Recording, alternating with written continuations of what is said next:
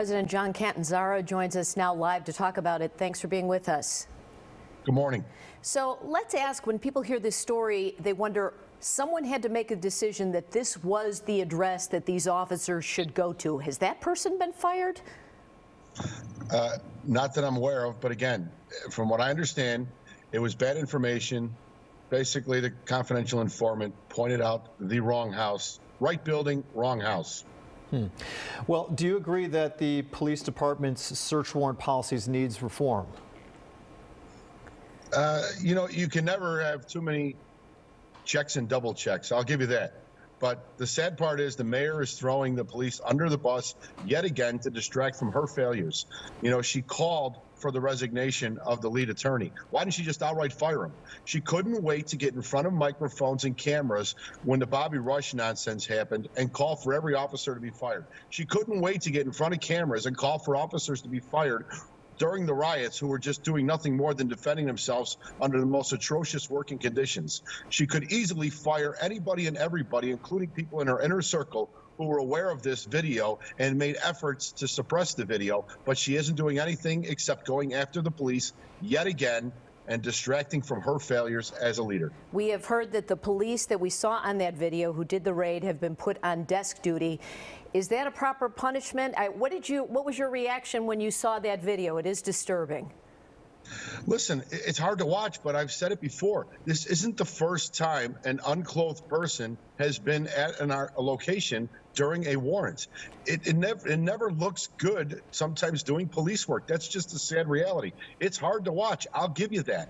But they didn't do anything wrong. They have an obligation to protect their safety and the people that they're with before anything else when they enter a room like that or an apartment, and they have to sweep the whole thing.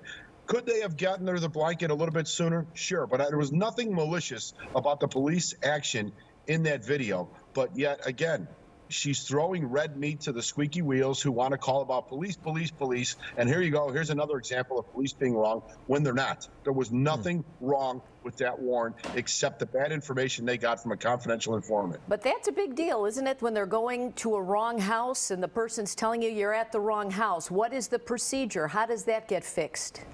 Well, the person in the house is never going to say, oh, you got me. The drugs are over there. The guns are over there. I mean, they're all going to say it wasn't me. I mean, wasn't me is street lingo. It's never admission. So, again, what would you expect anybody to say in that situation? It just so happens that person was telling the truth. But more times than not, they're not. But to get the right, how do you correct that problem of being at the wrong address?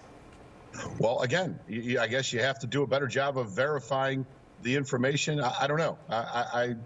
I've never been on that end of a search warrant, or either end for that matter.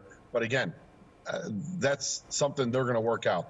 I just hope it's not knee-jerk reactions. But more importantly, she was chastising COPA for taking over a year and sitting on this investigation. Now she's going to leave our officers in limbo on administrative duty indefinitely until this investigation is done. Now, you don't think that this is going to motivate COPA to railroad this investigation all the way through in lightning speed? Speaking of COPA, at a police board meeting last week, they recommended you be fired over some past social media posts. That's being decided by the police board. What's your reaction to that? The timing is strange. I think it's political, to say the least. If COPA really wanted me fired, they should have done their duty and not even expedited, done the investigation and the recommendation in a timely fashion. They sat on this investigation for over a year and a half. I gave my statement on this whole matter well over a year and a half ago. COPA could have rendered a decision far before I was the president of this union, but they waited until I was the president of the union. Now they're trying to make a political statement because we've been calling them out on their ridiculous recommendations for discipline. They're basically not even following their own guidelines in many of these investigations. Everything is arbitrary. So COPA is clearly in our crosshairs, so they decided they were going to fire a return shot. That's fine. Police Superintendent David Brown said that you should be suspended. Have you had any conversations with him since this incident surfaced? I have not. Okay.